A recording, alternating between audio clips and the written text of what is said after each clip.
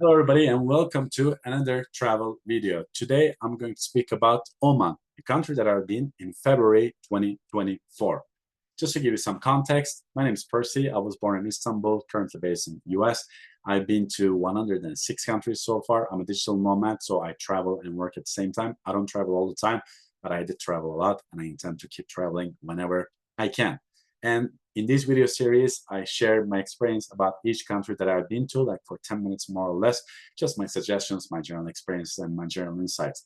And intentionally, I keep these videos unedited, uncut, very basic, because I want you to guys feel like that you're sitting down with me and we're just having a conversation and I'm sharing my experiences with you. So if you're interested in traveling, make sure you watch this video. If you're interested in personal development in general, public speaking, productivity, English learning, you can follow my YouTube channel as well. And don't forget to like and subscribe to get more of this as well. So without further ado, let's begin. You might see my eyes shifting down every now and then, and that means I'm checking my notes to make sure that I talk about everything that I want to talk about when it comes to country of Oman. Just to give you a reminder where Oman exactly is, it's right next to United Arab Emirates, so it's on the Gulf Stream. So you can imagine, like, you can think like Saudi Arabia, Qatar, United Arab Emirates, and Oman is next to Yemen. Oman is a country like that.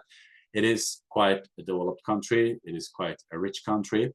And that was final country that I have been in that popular Gulf region.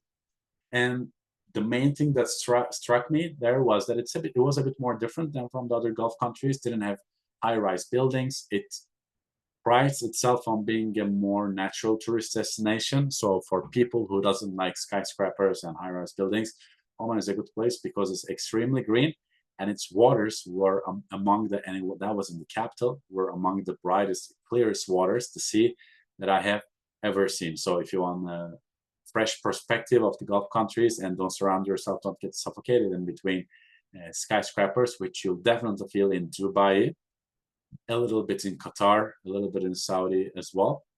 You're not going to feel that in Oman because there are no such buildings. There are no skyscrapers. I think it's forbidden. It's not allowed to build skyscrapers, if I'm not mistaken.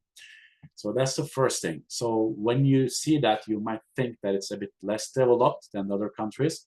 And I think it's infrastructure-wise it is, but like people-wise, it's not. People are extremely kind, extremely polite. And I heard from some other Arab countries that Omanese people or people from Oman, I don't know if Omanese is the right term, are extremely hospitable, extremely right. I haven't met like thousands of Omanese, but I met a couple and they were pretty nice and they were pretty hospitable.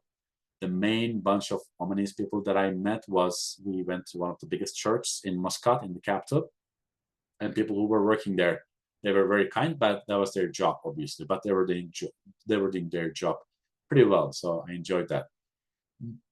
One thing is, again, like as a traveler, I don't rent cars a lot or I don't drive around with my car. I can drive, but since I'm traveling a little bit budget, public transportation is very important for me. And as in the other Gulf countries, only Qatar was an exception.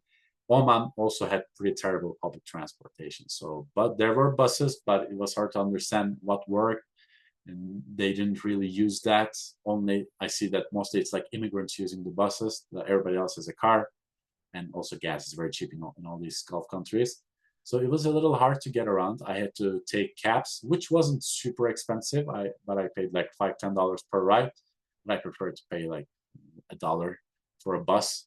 So that wasn't easy. So it was hard to go around, and the infrastructure in terms of roads was pretty bad because it rained a couple of times, and even though it wasn't crazy amount of rain, I couldn't cross in some streets because they were flooded. So infrastructure in that sense wasn't great neither, but it is clean. And they have a lot of shopping malls and all, if that's your reference for being developed. And yeah, it was very green. So that was one of the great things. And again, I went to the shore, which is a very touristic zone in Oman, and it was one of the bluest waters, like clearest waters that I've ever seen. So in that sense, Oman is very nice, very green, and very nice. So if you are into nature, I think Oman is one of the perfect spots. And also prices weren't crazy. You could like have a meal for $5, $10. It's a bit higher than general, but it was like European prices, I could say, like this more or less same that you would pay in Germany. but I could get a coffee for like $2, so it didn't strike me as like too much. So that was good as well, and their currency is pretty high as well, like the Kuwait dinari. I think that's no, it's Kuwait dinari number one, Bahrain dinari number two. I think Oman is like on the top as well. So it's easy to calculate how much is how much because it's almost adjacent to the dollar. I think it's a bit higher if I remember correctly. So that was easy and it wasn't expensive. And I felt that Oman was quite untouched in that regard. It's not super touristy, so that's also something good for me. I was in the capital, Muscat, and then I went down south. I forgot the next city that I have been, but it was very nice as well to be in another city. And there I had a friend who had a car. I stayed at his place.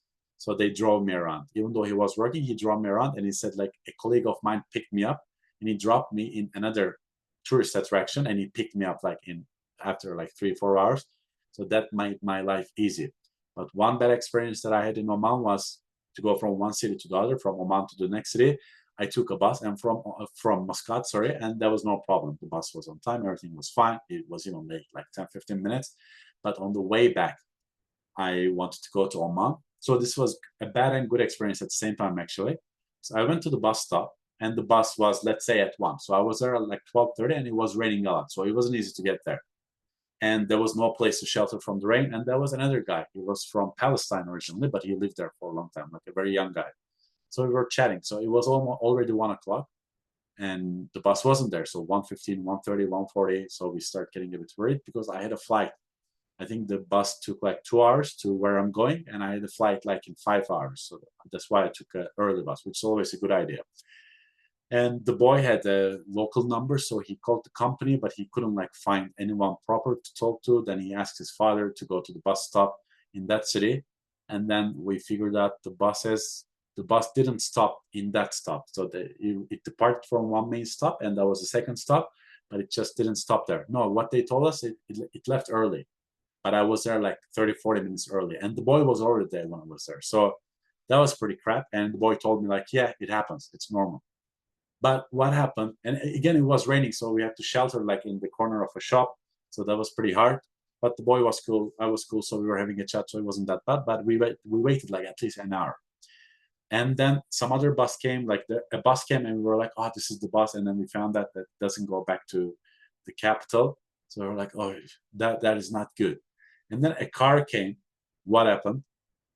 One local guy dropped his brother at the bus. And he saw us and he was like, where are you guys going? And I said, like, to the airport. And he said, that's on my way. Let me drive you there. I was like, oh, okay. And I told the other boy, the Palestinian boy, you want to join? And he was like, no, I'll wait. For some reason, he decided to wait. But yeah, that was like a miracle. The car came, dropped his brother, and he asked me where I'm going. I'm like, airport. Okay, I'll drop you there. And he was like, I asked how much, because sometimes in these countries, cars can be taxes as well. I don't want him to say at the end, like $100. So he's like, no, I won't charge. It's on my way. And then I took the car. There was another guy as well. So he drove like me and I think a local guy. And he drove me to the airport. That was great. And he didn't pay anything. I was like very thankful to him because he made sure that I was at the airport on time without any stress. Otherwise, I don't know what I would have done. Probably I would have taken the cab, which would have cost me, I don't know, $20, $30 at least. So it started quite crappy, but it ended very well. Thanks. So the infrastructure is bad. The hospitality is amazing. So that was the last of the Gulf countries that I have been. I really wanted to go to Yemen, but as you know, it's quite in a big turmoil since the last, I don't know, 10 years. So I couldn't go. Getting a visa was extremely difficult.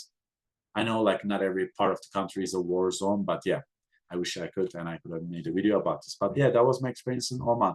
Not as fancy as other Gulf countries, but pretty nice, especially in terms of nature. Wonderful people. Definitely recommend it. I hope you enjoyed this video. If you've been to Oman, please share your comments under this comment section. If you have any questions, feel free to ask as well. I'll continue creating content, not just on my trips, but productivity, public speaking, English in general. So if any of these topics interest you, feel free to like and subscribe and comment on the videos. I would love that. Take care and see you in another video. Bye-bye. Have a great day.